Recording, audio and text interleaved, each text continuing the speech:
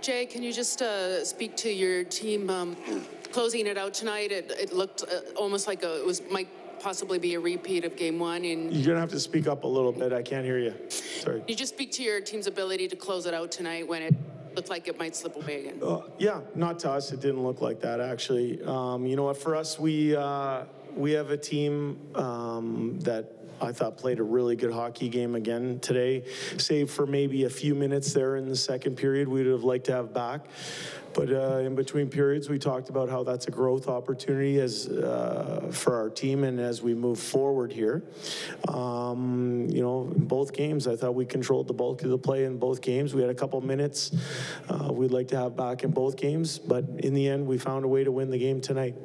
Leon played a lot of minutes, obviously, with Janmark out of the lineup tonight. Just what a difference maker he was in his 21 minutes tonight. You know what? I would say that that's typical Leon Draisaitl minutes, first of all. Our players have been conditioned to play those type of minutes, certainly specific people. And I think he's been the best player on the ice through 2 games in the series, by far. And he found a way to get things done, you know, in different ways. And it was a big reason we won the game tonight. You had very good results when you were 11-7 in the regular season, and tonight, a couple times, you had one of your top 2 centers cycling through with your 4th set of wingers and resulted in goals. Just a formula that you seem to like to have and can play around with that way. Well, you call them the 4th line wingers. I wouldn't call them that. I think we have a lot of really good hockey players. I think we've demonstrated over the last year and a half a flexibility in our lineup to go 12-6 or 11-7. And, you know, there are benefits and drawbacks to both alignments. For us, in the end, we found a way to get the 2 points tonight with the 11-7 lineup. We feel quite comfortable doing it. What have you seen from Stuart Skinner through his first 2 playoff games? Yeah, you know what, I don't know if someone in the coach's room told me or I read it somewhere or whatnot, but I think he's is it the first rookie goaltender in Edmonton to win a playoff game since Grant Fuhr? He said this the other day when he broke Grant Fuhr's record. Anytime you're mentioned in the same sentence with Grant Fuhr, you're doing something right. Klim Kostin, game 1, he looked like he was so jacked to get in that game, to get in a playoff game. Today, he was more controlled. He was still physical, but it seemed like it was more of a controlled physical play. Just a thought on his game today, and obviously scoring that huge goal for you. Yeah, he's been a good player through both games. Big, physical. He works his butt off on the forecheck and on the track.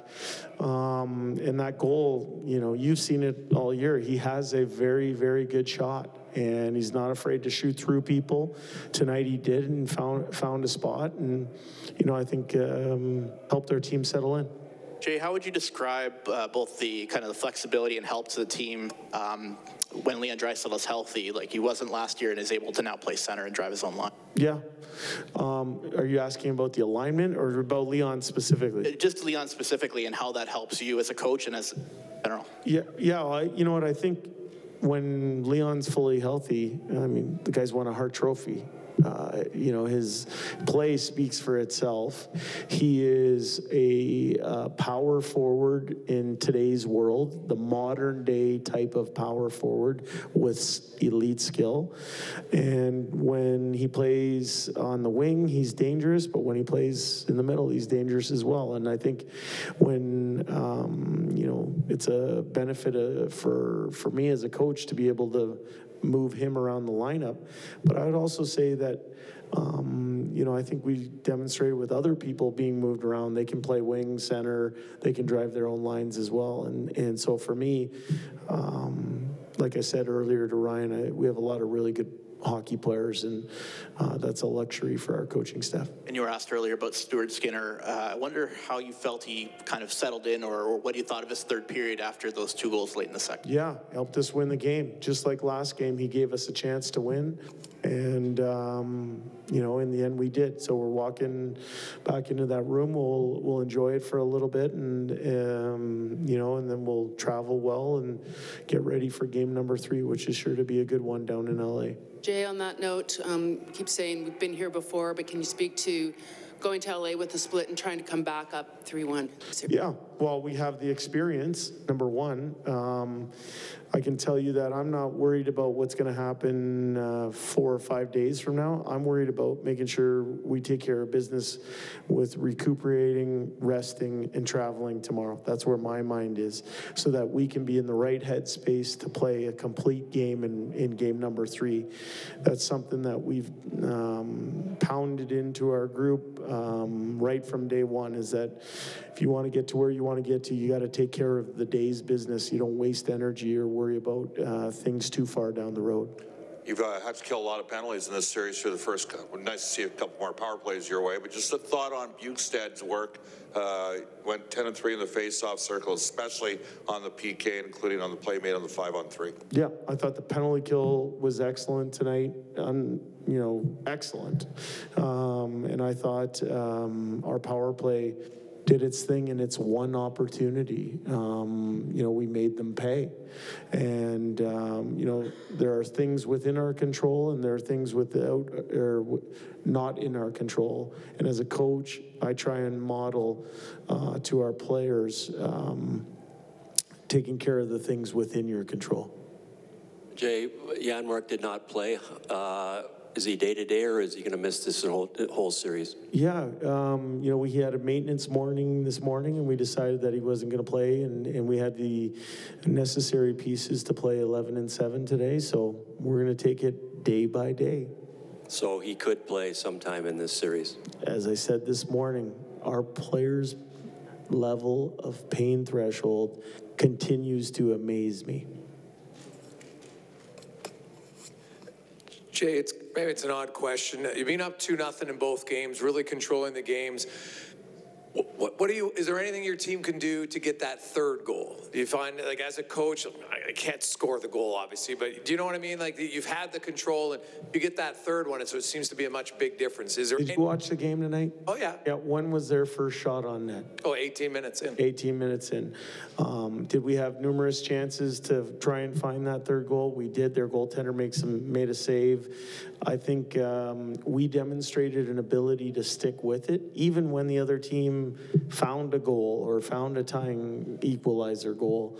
I think we controlled the bulk of the play in both games. There were moments in both games that we'd like to have back, that we think we can control better certain moments. But what I liked about our team, and I used this word earlier, was the resiliency of our group to be able to shake that off and find the third goal in the third period. Would I like to be up 3-0? Yeah, I think anybody in hockey would like to be up 3-0, but the other team gets a say in things too, and they're a pretty good team. And when you go 11 and 7, you're able to use a lot of different combinations. Ryan Kostin-Draisaitl really hasn't been one of them during the regular season, but they clicked early today, and you kept going with them. And do you have a feel of why certain ones work on a certain night? Yeah, you know what? Actually, I think if you would go back to the last regular season game in LA, you would see that line was used. And I think anytime a coach puts something together, you're watching for how people react to stimulus, and you're watching if a certain type of chemistry can develop. As I said earlier, we have a lot of really good hockey players, and when you move guys like Draisaitl or McDavid around the lineup, they typically bring the best out in the people they play with. Just one for me. It takes lots of elements to be a good team, win rounds. What about having a chin? You guys give up a 2-goal lead going into the break and come out and win the third period. How important is it to be? Yeah. Sure. Yeah, I think it's important. I shared with you what we talked about in between that second and third, but essentially it came down to how we're going to use that as a growth moment and get better, and that's all that mattered, was to commit to finding the end result that we wanted. Like I said, I thought we played very well in game number 1, and we found a way to not win that game, but we're not in the business of moral victories. We're in the business of putting ticks on the board, and right now that board says 1 tick for LA, 1 tick for Edmonton. As I said, we'll enjoy this game for the next 15, 20 minutes. We're going to have a good day tomorrow and be ready for game number 3. You said your penalty kill was excellent. I'm just wondering how much of a boost that was, especially without having available one of your top, penalty killing forwards tonight. Yeah, I thought it was, it did its job under some tough circumstances with a little bit of a 5-on-3 there as well, and gave us a chance to win. Not having Janmark dressed in tonight's game opened up opportunities for others to step up into that role, and I think the people that were used really stepped up and got the job done. So I was proud of them.